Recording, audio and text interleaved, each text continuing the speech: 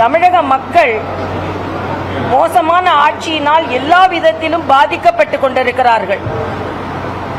ஆனால்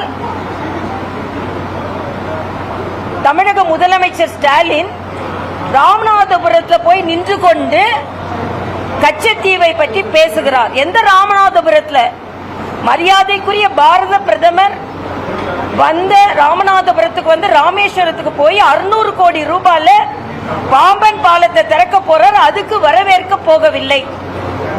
இலங்கைக்கு போய் இலங்கை வந்து என்ன சொல்றாங்கன்னா, இந்த நாட்டோடு சுமூக உறவு கொண்டு வருவோம் என்று சொல்றாங்க. அந்த இலங்கைக்கு போயிட்டு வரும்போது நீங்க அவரை வரவேற்கவில்லை. ஆனா அன்னைக்கு ராமநாதபுரத்தில் போய் நின்று கொண்டு கச்சத்தீவை பற்றி பேசுகிறார். மீனவர்கள் பாதுகாக்கப்பட வேண்டும் என்று நாங்க கேட்கிறோம்.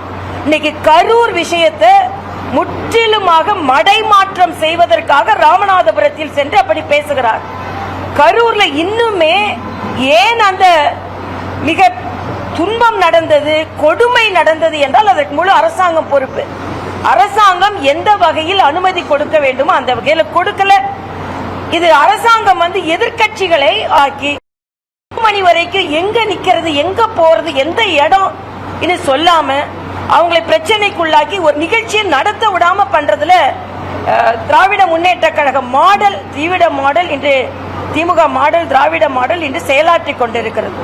ஆனா இன்னைக்கு அதையெல்லாம் மறைத்து விட்டு ராமநாதபுரத்தில் போய் கச்சத்தீவு பிரச்சனையை அவர் எடுத்துக்கொண்டிருக்கிறார். கச்சத்தீவு மறுபடி கேட்கிற முதல் கேள்வி, கச்சத்தீவு எப்ப கொடுக்கப்பட்டது? 1974 இந்திரா காந்தி ஆட்சி செய்தும் பொழுது கொடுக்கப்பட்டது. இங்க யார் ஆட்சி செய்தா? இங்க ஆட்சி செய்தது திமுக, ஸ்டாலினின் தந்தை கலைஞர் அவர்கள். அப்போ ஏன் கொடுத்தீங்கன்னு கேட்டீங்களா? கேட்கல. ஏன்னா அவங்க மேல ஊழல் குற்றச்சாட்டு இருந்தது. அதை பற்றி ஒரு பேச்சு கூட கிடையாது. ஆனா இன்று கச்சத்தீவை நீங்க யூபி அரசாங்கத்தில் இருந்தீங்களே, 5 அமைச்சர்கள் இருந்தாங்களே, அப்ப கச்சத்தீவை பத்தி பேசுனீங்களா? இப்ப விட மீனவர்கள் கொல்லப்பட்டார்கள். ஆக இப்போ ஸ்டாலினோட நோக்கம் என்ன என்றால், கரூர் போன்ற சம்பவங்களில் மக்கள் பாதிக்கப்பட்டு கொண்டிருக்கும் பொழுது முற்றிலுமாக மடைமாற்றம் செய்வதற்காக கச்சத்தீவை பேசிக் கொண்டிருக்கிறார். இப்படித்தான் மக்கள் நலன் சார்ந்த விஷயங்களை விட்டுவிட்டு ஏதோ ஒன்றை பேசிக் கொண்டிருப்பார் ஸ்டாலின் என்பதை நாங்கள் இங்கே பதிவு செய்கிறோம். அதே மாதிரி இன்னைக்கு கமலஹாசன் போயிருக்காரு. எவ்வளவு நாள் கழிச்சு போயிருக்காரு? போயிட்டு எல்லாம் சரியா இருந்ததுன்னு சொல்றதுக்கு முதல்ல போனவங்களுக்கு தெரியும். எம்பிக்கள் குழு போகும்போது மக்கள் எவ்வளவு வெளியே வந்தாங்க, எவ்வளவு சொன்னாங்க. ஆக இதெல்லாம் வெளியே தெரியக்கூடாதுன்றதுக்காக அப்படியே கரூர்ல இருந்து கச்சத்தீவுக்கு போயிட்டார்.